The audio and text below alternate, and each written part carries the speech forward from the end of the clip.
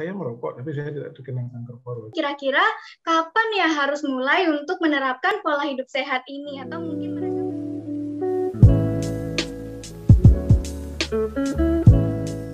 Halo Sobat Kompak, kembali lagi bersama aku Puji di sini yang akan memberikan kalian informasi terkait dengan kanker. Sekarang kita akan membahas informasi tersebut bersama dengan narasumber spesial, yaitu Dr. Putu Andatusta Diputra, spesialis bedah konsultan onkologi yang lahir di Denpasar tanggal 21 Juni 1975 dan sekarang bekerja di Divisi Bedah Onkologi RSUP Sanglah. Nah, tunggu apa lagi? Yuk kita dengarkan podcast Kompak Bersuara. Halo Sobat Kompak, selamat datang di Podcast Kompak Bersuara episode ketiga. Nah, pada episode ini kita akan membahas mengenai kaitan pola hidup dengan penyakit kanker yang akan kita bahas bersama salah satu pembina Kompak, yaitu Dr. Andatusta. Selamat sore dokter, apa kabarnya hari ini? Selamat sore, baik-baik. Ya, semoga semua sehat ya. Oke dokter, terima kasih. Nah, untuk memulai pembahasan kita pada hari ini dok, kita akan memulainya dengan membahas mitos dan fakta. Mungkin biar Sobat Kompak, para pendengar mulai penasaran nih tentang materi kita hari ini. Nah, mitos fakta, ya dokter, mitos fakta yang pertama, itu ada pernyataan dok yang bilang kalau kebiasaan mengonsumsi pemanis buatan bisa menyebabkan kanker. Apakah itu benar nih dokter?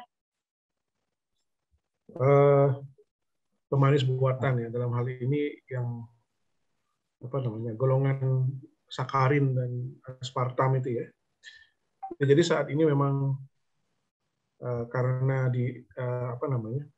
gula itu tidak baik untuk kesehatan, dalam arti terlalu banyak gula tidak baik untuk kesehatan, maka muncullah pemanis-pemanis buatan yang tidak meningkatkan kadar gula darah terhadap pasien ya.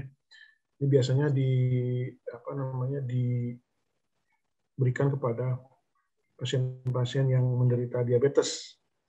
Nah, kalau dari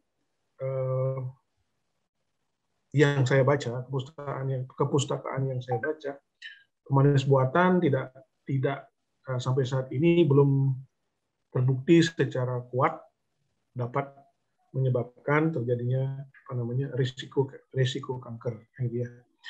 Dan untuk artikelnya pun atau jurnalnya pun sudah cukup banyak bisa dicari ya, dan telusur jurnalnya juga bukan telusur jurnal yang biasa, tetapi jurnal yang memang bereputasi ya. Jadi di sini artificial sweeteners dan cancer risk itu secara studi tidak ada hubungan ya yang bermakna di sini. Ya, akan tetapi semua yang kita makan dalam jumlah berlebih pasti tidak baik kan. Sehingga tidak disarankan terlalu banyak menggunakan artificial sweetener atau pemanis buatan. Dan di setiap produk kemasan itu sudah ada biasanya jumlah konsumsi yang dianjurkan. Misalnya tidak dikonsumsi melebihi sekian gram per hari, itu sudah ada biasanya. Setiap zat itu kalau terlalu banyak adalah racun buat tubuh.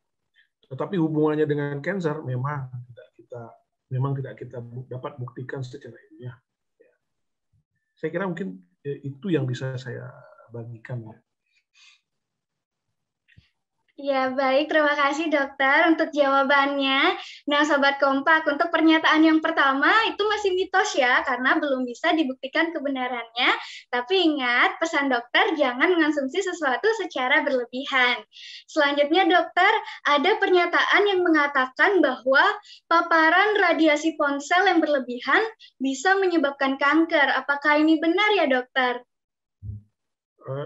Ya, memang kalau radiasi ponsel dengan berkembangnya teknologi komunikasi memang sudah berubah dari sekarang sudah telepon seluler ini sudah semakin kompleks tapi juga semakin ringan kan begitu. Nah, ini juga kita tidak temukan bukti evidence yang konsisten. Artinya tidak kita dapatkan bukti nyata bahwa radiasi dari ponsel itu menyebabkan ada hubungannya dengan kanker, terutama yang sering disebut-sebut adalah kanker otak ya. Jadi kanker otak yang terjadi kasusnya semakin lama semakin meningkat dituduhkan kepada radiasi dari ponsel.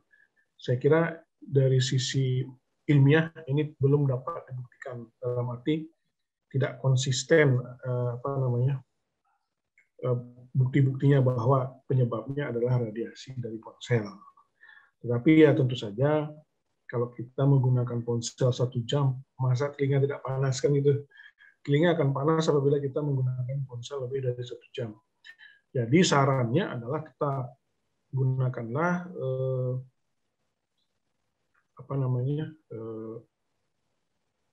jangan langsung ponsel di telinga, menggunakan yang ditempel di telinga itu. Earphone, dokter. Earphone atau headset, dokter. Ya, headset itu bisa lebih meringankan beban panas ke telinga. Itu yang pertama. Yang kedua, bila kita tidur, itu tidak disarankan HP di sebelah dekat dengan kepala ya. Karena apapun radiasi yang dipancarkan oleh, apalagi pada saat kita tidur. Jadi kalau bisa pada saat tidur matikan handphone, atau kalau memang ingin, kalau seperti saya tidak mungkin mematikan handphone karena kadang-kadang ditelepon untuk kasus emergensi, maka letakkanlah handphone lebih dari 1 meter dari kepala kita. Jadi pada saat tidur itu ya. Itu saran yang ya memang tidak baca saya kemarin ya, sudah lama saya baca itu bahwa jarak 1 meter itu yang dianggap cukup aman untuk radiasi di kepala. Walaupun buktinya nggak ada gitu ya. Ya, saya kira itu yang kedua. Mitos yang kedua. Ya. Baik, terima kasih atas jawaban dan juga sarannya, dokter. Jadi, Sobat Kompak, untuk pernyataan yang kedua masih belum bisa dibuktikan juga, nggih, dari bukti ilmiahnya. Tapi tetap ingat untuk jangan bermain ponsel berlebihan dan lakukan aktivitas yang jauh lebih bermanfaat. Nah, ada pernyataan yang terakhir, dokter, untuk pembahasan hari ini, yaitu berolahraga dapat mencegah kanker. Apakah ini benar, dokter?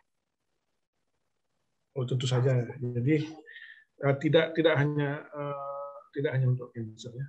Berolahraga baik untuk semua jenis penyakit. Jadi physical activity itu baik untuk badan kita secara umum dan juga untuk kanker pada akhirnya. Orang yang jarang bergerak itu tentu saja penggunaan energinya menjadi lebih rendah, sehingga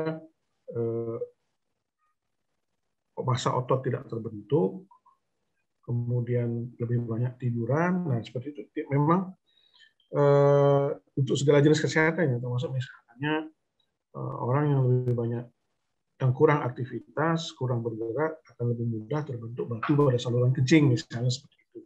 Ya, itu memang dari dulu seperti nasihatnya memang seperti itu. Kemudian orang yang kurang bergerak akan cenderung terjadi kegemukan. Itu juga benar. Memang walaupun tidak semua orang yang rajin bergerak harusnya kurus, tidak seperti itu, tapi lebih cenderung orang yang jarang bergerak akan lebih mudah untuk mendapatkan kegemukan. Nah, kalau ini sih evidence base-nya kuat ya. Evidence base-nya kuat. Jadi di sini memang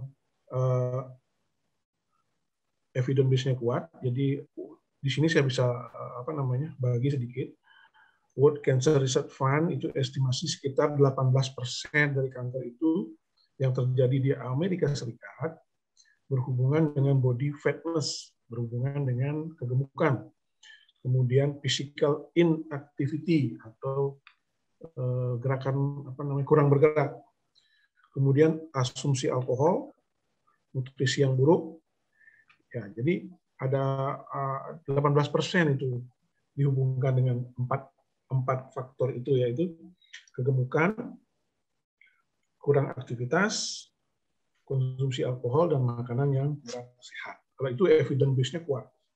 Jadi memang sangat berhubungan, ya. Itu yang bisa saya jawab. Baik, terima kasih dokter untuk jawabannya. Nah, Sobat Kompak, jadi pernyataan yang ketiga benar ya. Jadi Sobat Kompak harus rajin berolahraga. Nah, tapi ternyata masih banyak informasi yang belum bisa diverifikasi kebenarannya di masyarakat. Untung saja Sobat Kompak mendengarkan podcast Kompak Bersuara. Nah, dokter, lalu tadi kan kita sudah membahas mitos dan fakta terkait kanker. Kira-kira seberapa besar, dokter, kaitan antara pola hidup dan juga kanker ini, dokter? Pola hidup dan juga kanker ini, ya. Jadi pola hidup yang bagaimana maksudnya begitu ya?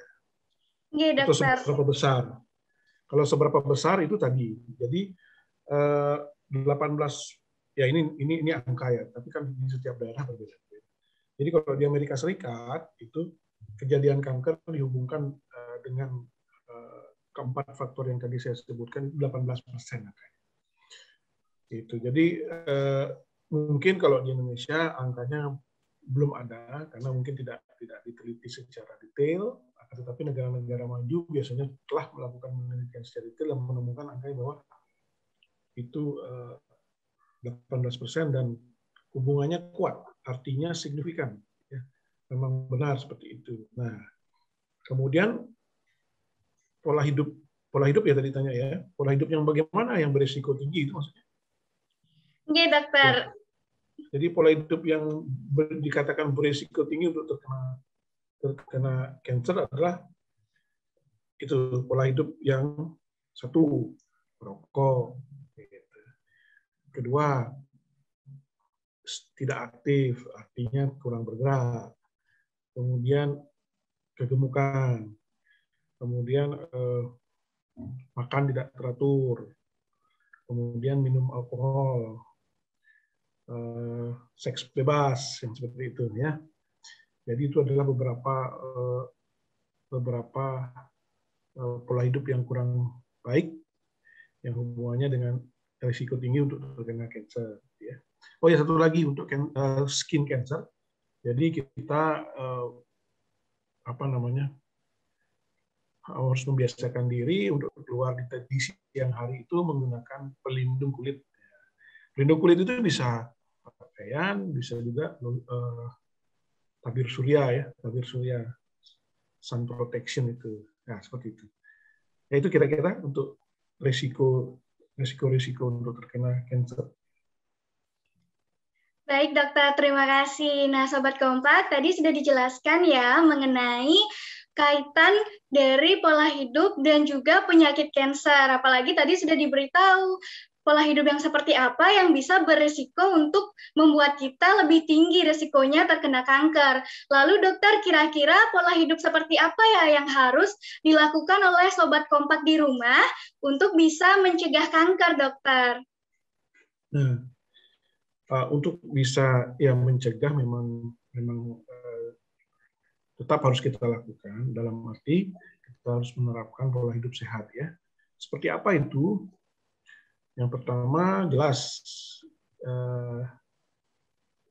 jangan merokok. Ya. Kalau merokok sudah pasti, bukan pasti ya, sudah jelas terbukti secara ilmiah sebagai penyebab kanker paru.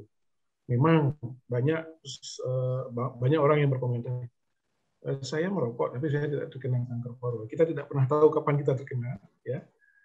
Ada lagi yang ngomong lebih istilahnya lebih nyinyir lagi, dia merokok dia kena kanker paru. Dia tidak merokok tapi dia kena kanker paru. Kita tidak pernah bisa mengecek apakah orang yang tidak merokok itu benar-benar tidak merokok pasif. Karena pengertian merokok itu ada dua, merokok aktif dan merokok pasif. Merokok aktif yang memang tampak dengan nyata bahwa ia adalah merokok aktif, melakukan penghisap rokok secara aktif. Kemudian perokok pasif adalah orang-orang yang secara tidak langsung menghisap asap rokok tersebut. Misalnya lingkungan keluarga di rumah, anak-anak, atau mungkin dekat dengan tidak harus rokok, tetapi semua yang mengeluarkan asap, misalnya dekat dengan tempat pembakaran sampah, gitu misalnya. itu juga termasuk dalam paparan udara yang kotor yang dihubungkan dengan kanker paru. Itu yang pertama. Hindari merokok dan kalau bisa tinggallah di lingkungan yang udaranya sehat, kan seperti itu. Kedua, makanlah secara smart atau yang wise, ya, yang bijak ya makan. Jangan berlebihan.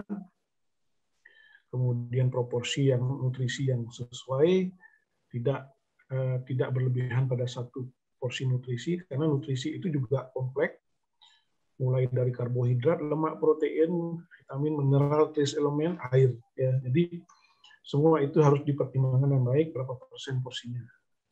Kemudian dari masing-masing nutrien juga harus dilihat. Misalnya lemak apa yang baik, lemak apa yang tidak baik, berapa proporsinya. Itu menjadi penting, ya.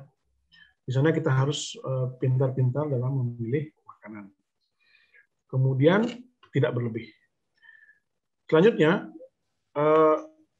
kalau bisa stay in healthy weight, jadi tetaplah dalam berat badan yang ideal, ya, berat badan yang ideal. Kemudian